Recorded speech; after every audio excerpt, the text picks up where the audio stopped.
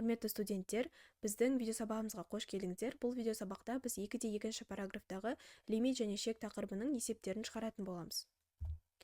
Енді бұл бізде бірінші есеп берілген. Лимитіміз x1-ге ұмтылған кезде мына функцияның мәні қандай болады деген. Енді біз бірінші 1-ді орнына қойып көреміз. Егер де біз бөліміне 1-ді қоятын болсақ, 1-дің 2 дәрежесі азайтылған 1, ол бізде 0-ді береді. Яғни біз бұл функцияны бірден функцияға 1-ді қоя алмаймыз деген сөз. Яғни біз өрнектеп басқа функцияға әкелуіміз керек. Енді лимит x1-ге ұмтылады деп жазып алайық. И мына жерде және де мына жерде біз бұны өрнектейік.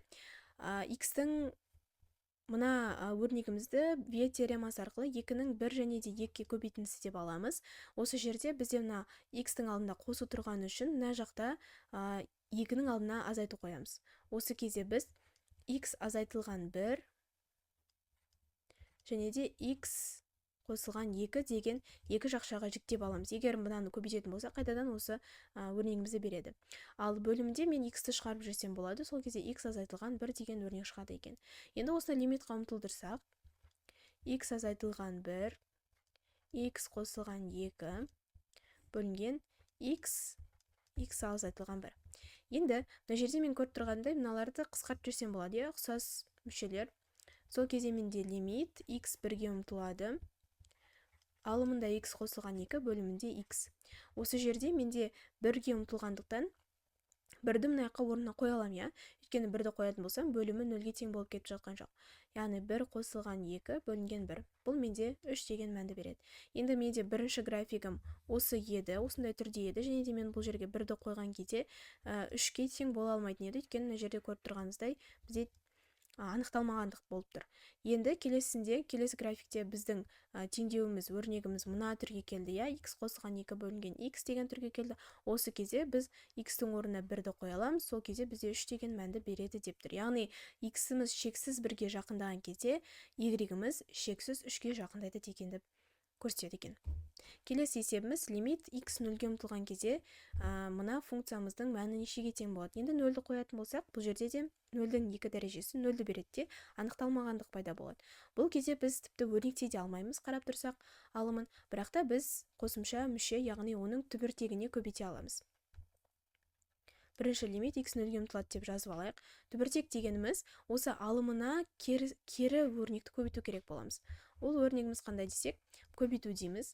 Бірінші мүшесін x-тің 2 дәрежесі қосылған 100 түбір астында. Енді осыған мына қосудың орнына жай ғана азайтудың орнына жай ғана қосуды қоямыз. 10 болады. Осыны көбейтеміз. Алымына да бөліміне де осыны көбейтіп жүреміз. x-тің 2 дәрежесі қосылған 100 қосылған 10. Енді осыны өрнектейтін болсақ, бізде мына жер 2 дәреже түбір мен түбірді көбейтсек, түбірлер жоғалып кетеді. x-тің 2 дәрежесі қосылған 100. Және де көбейтетін болсақ, мыналарды бір-біріне оның 2 дәрежесі болады, азайтылған 100. Бөлінген бөлімін дәл солай жаза берейік. x-тің 2 дәрежесі қосылған 100 қосу 10. Бұл бізде жақшаның ішінде болады. Осы кезде қарайтын болсақ, 100 мен 100 бір-бірінен азайтылады.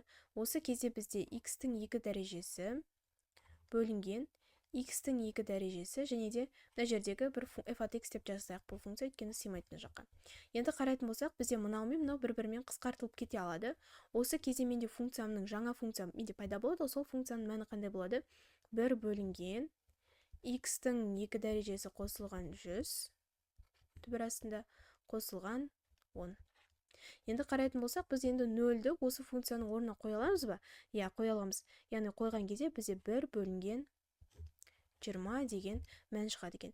Яғни біздің x-іміз шексіз 0-ге жақындаған кезде y-іміз шексіз 1 бөлінген 20 деген мәнге жақындайды дегенді білдіреді.